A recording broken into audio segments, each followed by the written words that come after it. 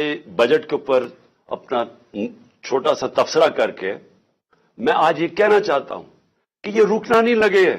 ये हम अगर आईएमएफ की बातचीत मान भी गए, ये अभी यहां रुकने नहीं लगा हमारे मुल्क का, जो तेजी से हम दलदल में फंसे हुए हैं और फंसते जा रहे हैं। देखें, जब इनकी हुकूमत आई तो सबसे पहले दुनिया पाकिस्तान को कैसे देखती थी।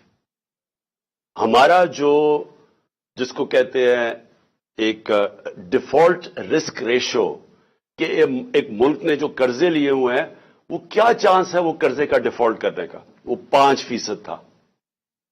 आज मुल्क के हालात ये हैं कि जो लेटेस्ट जो इंटरनेशनल क्रेडिट एजेंसी जो बताती है कि पाकिस्तान के माशी हालात क्या है, उसमें फिच एक एजेंसी है, उसने CCC- कर दिया पाकिस्तान को। यानी हम अब वो श्रीलंका की स्टेज के ऊपर पहुंच गए हैं कि दुनिया हमें वो देख रही है, वो मुल्क जो कि अब एक बास्केट केस बन गया, यानी वो डिफॉल्ट के उतना करीब पहुंच गया कि किसी बाहर के मुल्क ने इस मुल्क को कर्जे भी नहीं देने, कमर्शियल बैंक्स ने कर्जे नहीं देने, कोई इन्वेस्टमेंट नहीं पाकिस्तान में आनी।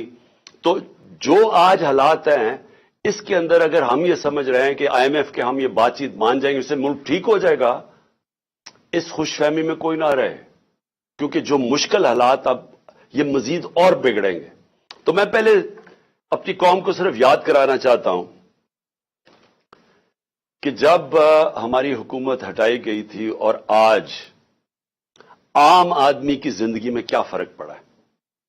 मैं मुखातिब हूं अपनी आम आवाम से, अपनी मिडिल क्लास से, सैलरीड क्लास जो तनख्वाहदार तबका है, वो आज किस मुश्किलात से गुजर रहा है। मैं वो लग्जरी आइटम्स की नहीं बात कर रहा कि बड़ी बड़ी गाड़ियों की, इंपोर्टेड चीज की, और वो जो हमारी पैसे वाले लोग चीजें लेते हैं, उसकी महंगाई की बात नहीं कर रहा।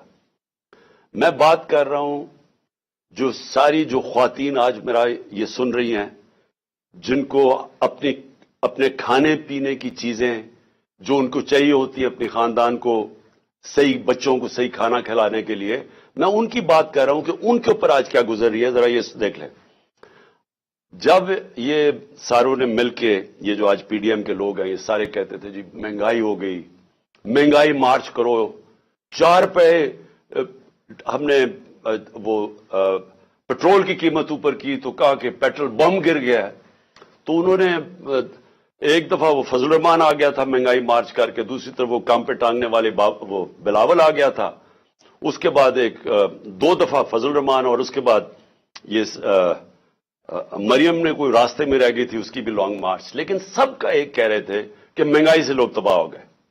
तो आज अल्लाह, क्योंकि अल्लाह है, सच का खुदा है, उसकी वादा है कि वो सच सामने ले आएगा। जरा आज कौम को बताना चाहता हूं कि आज आटा हमारे दौर में 60 रुपए किलो था, आज 135 रुपए किलो पहुंच गया।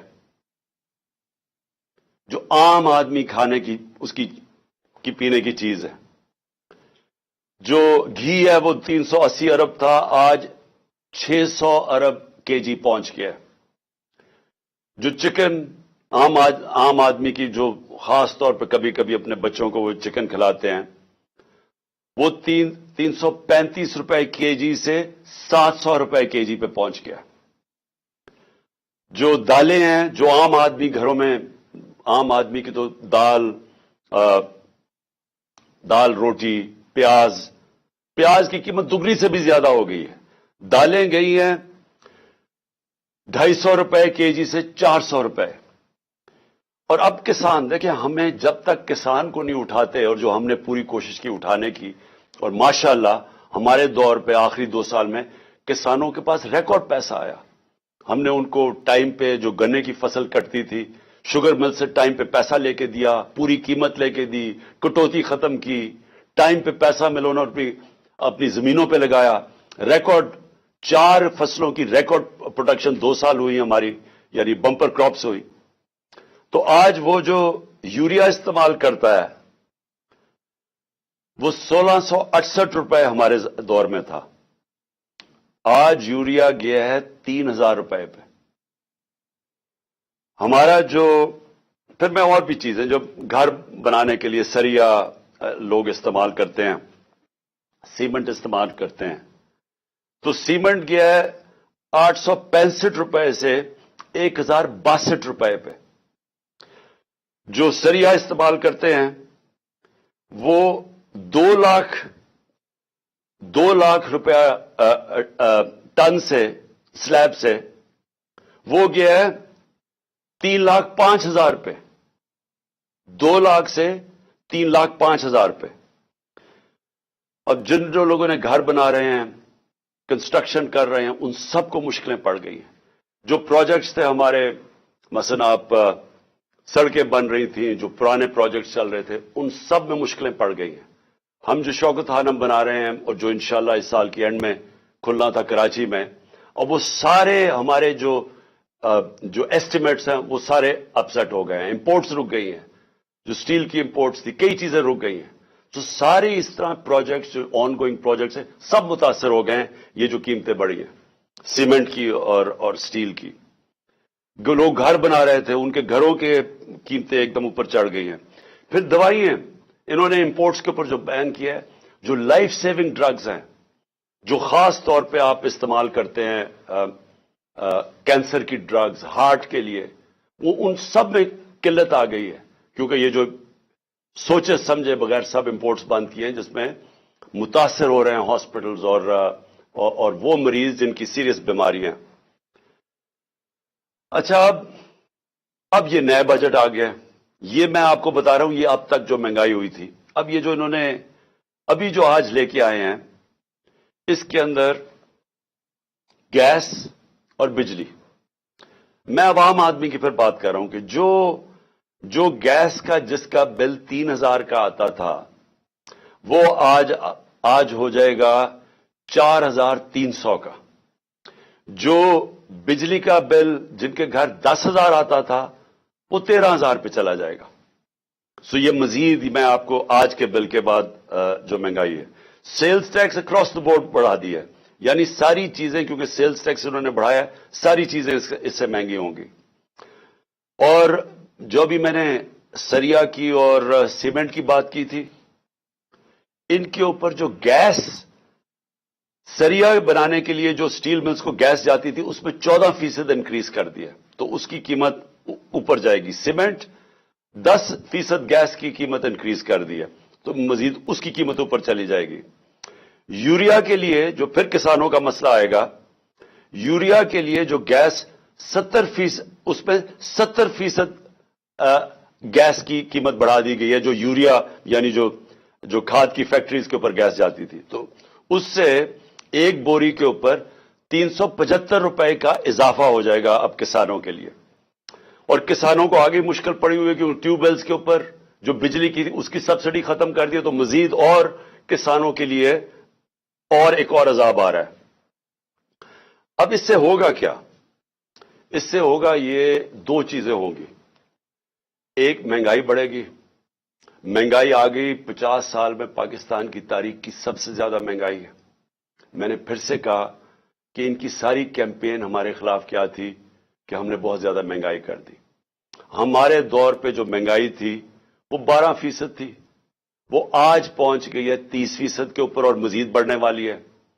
جو سب سے خوفناک چیز ہے، جو فوڈ انفلیشن، جو کھانے پینے کی چیزیں جو مہنگی ہوئی ہیں، وہ ہمارے دور پہ 16% تھی، آج 40% پہ پہنچ گئی. تو اس سے جو عام آدمی ہے، میں پھر سے کہتا ہوں، جو سیلریڈ کلاس ہے، پہلے تو مہنگائی میں وہ پسیں گے، ساتھ ساتھ یہ جو انہوں نے چیزیں بڑھائی ہیں، جو انہوں نے امپورٹس کے اوپر جو ان کی غلط پالیسیز تھی، جو نااہلی تھی، اس سے فیکٹریاں بند ہو رہی ہیں. ہماری جو ریکارڈ انڈسٹریل پروڈکشن تھی، ہماری جو انڈسٹری اضافی تیزی سے بڑھ رہی تھی، آج وہ منفی پہ چلی گئی ہے. جو انڈسٹریز، جو ٹیکسٹائل انڈسٹری، آپ فیصل آباد جا کے دیکھیں، جدھر مزدور نہیں ملتا تھا، آج بے روزگاری شروع ہو گئی ہے. ایک طرف بے روزگاری، ایک طرف مہنگائی. انٹرسٹ ریٹ انہوں نے ریکارڈ اوپر کر دیے ہیں. اس کا مطلب کہ جو بھی آپ کوئی نیا کاروبار شروع کرے گا وہ 100 دفعہ سوچے گا، کیونکہ انٹرسٹ ریٹ اوپر چلے گئے، سود کی شرح اتنی اوپر چلی گئی ہے. تو ایک طرف مہنگائی، دوسری طرف بے روزگاری. اب میں جو آج میرا اصل آج آپ سے بات چیت کرنے کا مقصد کیا تھا، اب آگے ہم کیا کر رہے ہیں، جا کدھر رہے ہیں. میں اس لیے آپ سے کہہ رہا ہوں کہ یہ جو مزید مہنگائی آئی ہے اور یہ جلدی جلدی انہوں نے کی ہے، شروع میں ان کو سمجھ نہیں آئی کیا کرنا تھا، اپنے این آر او کے اوپر انہوں نے وقت گزارا، ان کو صرف ایک پڑی ہوئی تھی کہ کس طرح کے ان کے 1100 ارب روپے کے ان کے اوپر کرپشن کیسز تھے وہ ختم ہو۔ ہم ہر سال ہمارے 3.5 سال کے اندر ہر سال جو نیب ریکور کرتی تھی چوری کا وہ 160 ارب روپیہ تھا۔ ہم نے 480 ارب روپیہ اپنے دور میں نیب نے ریکور کیا تھا۔ ہم نے نہیں کیسز بنائے تھے، یہ پرانے کیسز تھے، لیکن ہمارے دور میں نیب پیسے ریکور کر رہی تھی کیونکہ ہم کسی کو بچا نہیں رہے تھے۔ اب 1100 ارب روپے کے جو کرپشن کیس ہیں انہوں نے معاف کروا لیے، تو ایک طرف قوم کی کمر توڑ دی ہے مہنگائی اور بے روزگاری سے، دوسری طرف انہوں نے اپنے کرپشن کے کیسز معاف کروا لیے، اور تیسری طرف روپیہ ڈالر کے بنسبت 90 روپیہ گرا ہے کہ کبھی پاکستان کی تاریخ میں اتنا زیادہ ڈالر مہنگا نہیں ہوئی اور اتنی تیزی سے روپیہ گرا نہیں ہے۔ تو قوم کے لیے تو کیا ہوا اس سے؟ اگر آپ کی 30,000 روپیہ تنخواہ تھی، آج صرف وہ 20,000 روپے کی 30,000 روپے کی تنخواہ 20,000 کی چیزیں خرید سکتی ہے۔ آج جو ڈی ویلیویشن ہوئی ہے، ساری قوم کا جو جیسے کہتے ہیں نا جی ڈی پی، کیونکہ جی ڈی پی ڈالر سے میجر ہوتی ہے تو پر کیپٹا انکم ڈالر سے میجر ہوتی ہے، وہ ساری نیچے آ گئی ہے۔ ان کے ہوتے ہوئے جب تقریباً 90 باہر مارکیٹ میں جاؤ تو وہ 100 روپیہ کا بھی سے زیادہ ڈالر مہنگا ہو چکا ہے۔ تو جب کہ ایک قوم کی دولت میں کمی ہوئی ہے، یہ جو سارے 30 سال سے ملک کا پیسہ چوری کر کے منی لانڈرنگ کر کے باہر لے کے گئے ہیں، ان کے ایون سیل اپارٹمنٹ اور ان کے مے فیئر میں اور بڑی بڑی گاڑیاں اور ون ہائٹ پارک اور یہ جو باہر ہوٹل خریدے ہوئے ہیں اور انہوں نے بے نامی چیزیں خریدی ہوئی ہیں، باہر بینکوں میں آف شور اکاؤنٹس میں پیسے رکھے ہوئے ہیں، قوم کے لیے 90 روپے ان کی دولت میں کمی اگر روپے میں پڑے ہوئے ہیں، اور ان کے باہر پیسے میں 90 روپے اضافہ ہو گیا۔ پاکستان کے مقابلے میں ان کے پیسے میں 90 روپے زیادہ امیر ہو گئے ہیں، ان کو کوئی فرق نہیں پڑا، اس لیے انہوں نے آتے ساتھ ہی کبھی کوئی پرواہ نہیں کی کہ کیا انہوں نے اگر ان کو سازش کے تحت بٹھائی دیا تھا کیونکہ عمران خان ملک تباہ کر رہا تھا، تو انہوں نے آ کے کوئی روڈ میپ دینا تھا کہ ہم نے ملک کو کیسے ٹھیک کرنا ہے، کیونکہ یہ تو بڑے تجربہ کار تھے۔ ہم تو جی اسحاق ڈار نے کہا میں روپے کو 200 ڈالر کو نیچے لے کے آؤں گا، میں آئی ایم ایف کو سامنے یہ کر دوں گا، بڑی بڑھ کے ماری، میں تجربہ کار ہوں۔ آج یہ بتائیں کہ انہوں نے ملک سے کیا کیا، اور جو ان کے ہینڈلر لے کے آئے تھے ان سے ذرا پوچھیں کہ آپ نے یہ ملک سے کیا کیا، کون جواب دے؟ آج جو ابھی یہ جو شروعات ہے، ابھی یہ جو 90 روپے ڈالر کے جو گرا ہے، جو روپیہ گرا ہے ڈالر کے مقابلے میں، ابھی اس کی مزید مہنگائی آنی ہے، جو ایک تھوڑی ٹائم کے بعد جب آپ کا روپیہ گرتا ہے تو جو باہر سے چیزیں لے کے آتے ہیں وہ ٹائم کے بغیر بعد مہنگی ہونی شروع ہوتی ہے۔ تو نہ تو انہوں نے کوئی تیاری کی، نااہلی ان کی یہ ہے کہ انہوں نے غلط فیصلے کر کے ملک کو آج یہاں پہنچا دیا ہے کہ اس طرح کا بجٹ لانا پڑا ہے، اور کوشش کر رہے تھے کہ عارف الوی کے اوپر ذرا بوجھ ڈالے، پارلیمنٹ میں بھی نہیں چاہتے تھے کہ ڈبیٹ ہو اس کے اوپر، اس سے کہتے تھے آرڈیننس سائن کرو تاکہ یہ بچ جائیں کہ پارلیمنٹ میں ان کے اپنے لوگ کیا یہ جو بجٹ لے کے آ رہے ہیں وہ کیا بولیں گے اس کے اوپر۔ قوم کے اوپر سارا بوجھ، خود اپنی کرپشن کے کیسز معاف، اور کوئی آگے راستہ بھی نہیں ہے، روڈ میپ بھی نہیں ہے۔ میں آخر میں یہی بات کرنا چاہتا ہوں کہ جو بھی ان کے بیکرز ہیں یہ سمجھ جائیں کہ ان کے پاس کوئی اگلا آگے کا راستہ نہیں ہے۔ یہ اگر سمجھ رہے ہیں کہ اس سے آپ آئی ایم ایف کے ڈالرز آ جائیں گے تو وہ یہ ایسے سمجھیں کہ یہ کینسر کا علاج ڈسپلن سے ہو رہا ہے، تھوڑی دیر کا تھوڑا سا آرام آئے گا، لیکن کینسر جب تک کاٹ کے نکالی نہ جائے یہ کینسر پھیلتی جائے گی، یہ قرضے بڑھتے جائیں گے، آمدنی سکڑتی جا رہی ہے۔ ہماری ریمیٹنسز جو ہمارے دور میں 17% انکریز کر رہی تھی، ہماری ریمیٹنس میں 17% اضافہ ہو رہا تھا جو 31 ارب پہ پہنچ گئی تھی، وہ ان میں اب 11% کمی آ گئی ہے. تو پہلے تو اضافہ ختم ہوا اور پھر 11% کمی آ گئی ہے، یعنی جو ڈالرز آنے تھے ریمیٹنس سے وہ کم ہو گئے ہیں، ایکسپورٹس گر گئی ہیں ہماری.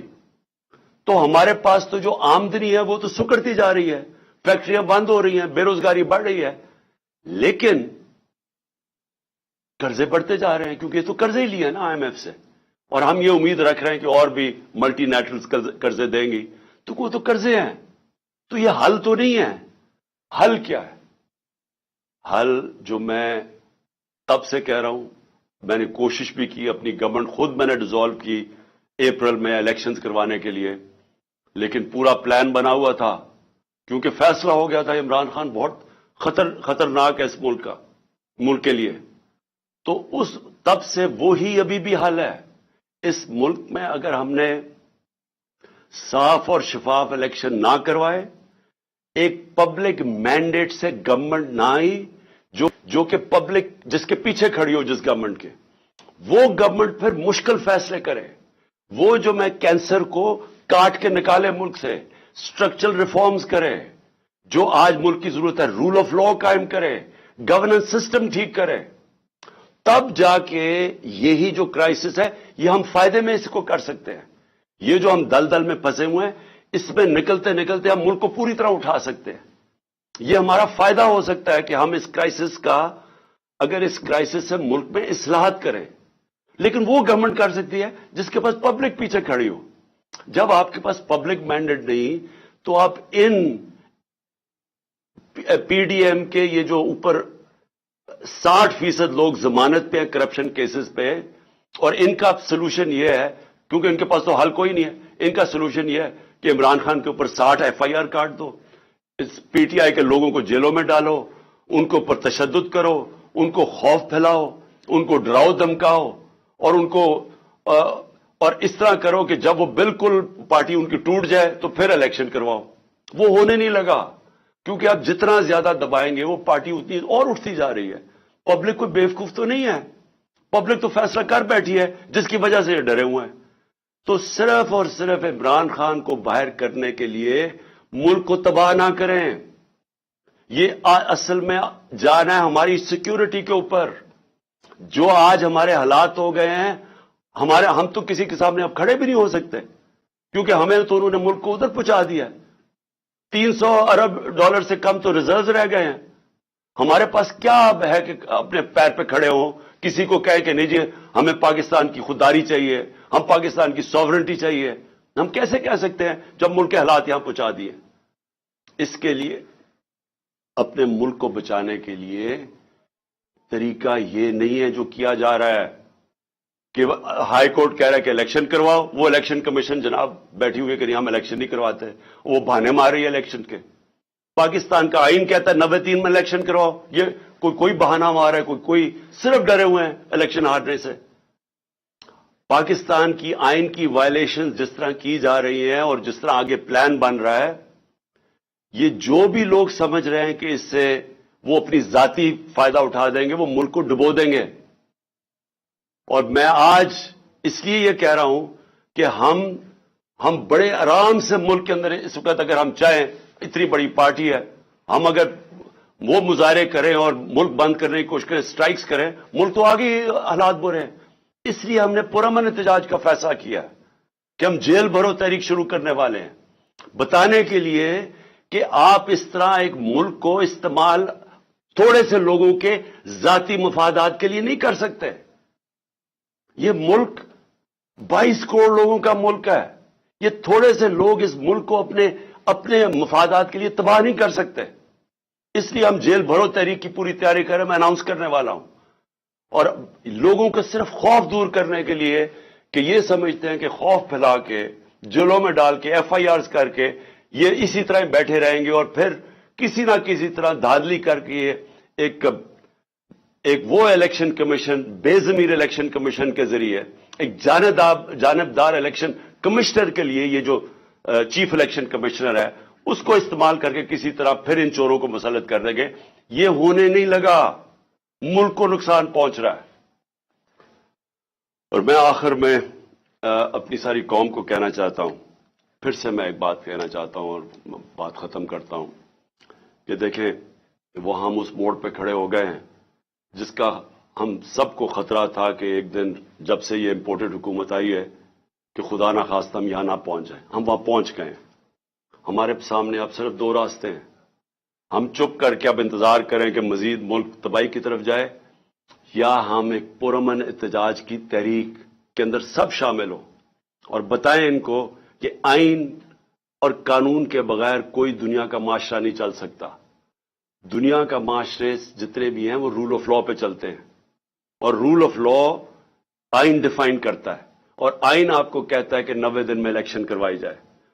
اس سے جتنا آپ پیچھے ہٹتے جائیں گے آپ ملک کو ادھر دھکیلتے جائیں گے، جدھر ملک جس کو کہتے ہیں بنانا ریپبلک، جدھر جنگل کا قانون ہوتا ہے ادھر ملک کو دھکیلا جا رہا ہے. ہم یہ کبھی ہونے نہیں دیں گے. اور میں نے صرف اپنے لوگوں کو بھی سب کو تیار کیا، اپنی قوم کو، کہ ہم ایک پرامن احتجاج کے لیے تیار ہو جائیں، کیونکہ مجھے ابھی تک کوئی نیت نہیں نظر آ رہی ان کی آئین کے اوپر چلتے ہوئے 90 دن میں الیکشن کروانے کی. پاکستان زندہ باد. Chairman P T I Imran Khan